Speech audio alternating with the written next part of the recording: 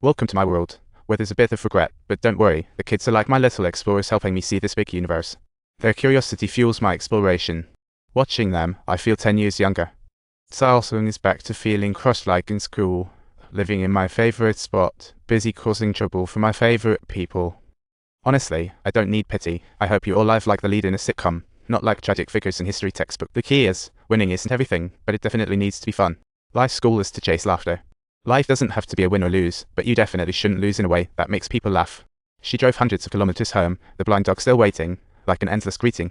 It's like a casual hello, waiting for her and her ridiculous left hand to reunite, while the two little dogs under the tree scream like they're auditioning for Guinness. Even with hope, they gave Xiao the courage to face life's little messes. The little clunker returned to the little diner, and with the flick of her wrist she tossed life's shadows into the stratosphere. She began tidying her past, ready for grand plans, but woeful memories lingered like persistent fears, hard to dismiss. The gifts for kids energized the fish tank, but once tidy, emptiness crept up like a ninja. The phone rang from Nanjing. She joyfully walked down the hall, expecting it like landmines. But when she got to the ward, her joy got stuck in the door crack, and all she could do was helplessly shout, "Mom." The girl looked frailer, her oxygen tube an SOS signal. Listening to her mother's whispers, she sensed helplessness. Noticed by them, she smiled, stepped forward, and said, "I finished my wish for Uncle." Each wish came from a sister, a kindred spirit, two little angels listening to the same song, but it wasn't quite so easy going. They promised to go see a concert together after the sister's surgery, but from that day on, the girl never saw the neighbor's sister again. Goodbyes always come with surprises. "Uncle, where are we going?" Their dialogue felt like a rerun, repeating strange telepathy. "I'm going over there." "Where are you?" "I'm going over there." "Uncle, if I can come back after the surgery, will you take me to the concert?" "Absolutely, of course." The monitor woke Mom, who called but got no response. Desperately, she pleaded for her daughter, hearing only, "We'll do our best." But they saved the girl. Surgery moved up.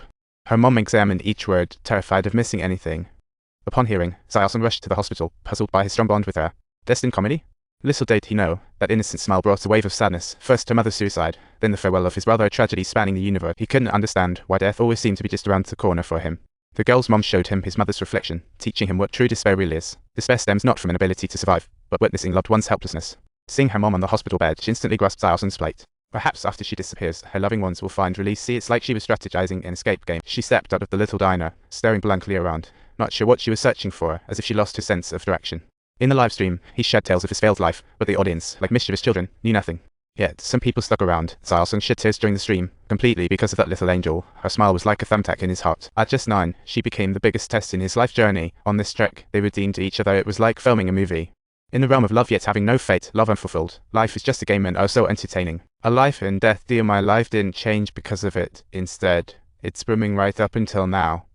But he granted me one thing, the courage to live on, empowering me to discover the humor and beauty in life.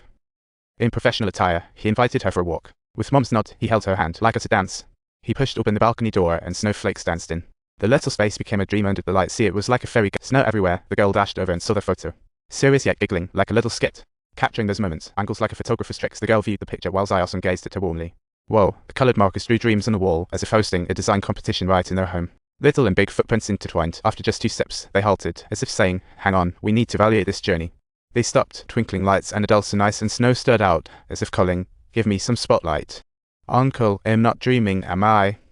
This is a gift. I'm here to cheer you on." If there's such a thing as normality, do you think I should repent? Looking back at this life, I ask, why is it all so messy? Xiao shared his story with the girl through a live stream, and the audience kept growing. An invisible red thread seemed to connect warmth to the desperate girl, as everyone rushed to spread it's a miracle of the internet age. Eventually leading to that concert, amidst the falling snow, the girl slowly closed her eyes, as if rehearsing for a dreamy spectacle. However, opening her eyes, she was back in the car with Uncle driving, fireworks bursting in the sky, undeniably cool. The little conker zipped through the clouds, heading to pick up her most beloved person. See, what a grand adventure. When the girl regained consciousness, all she saw was Uncle's worried face.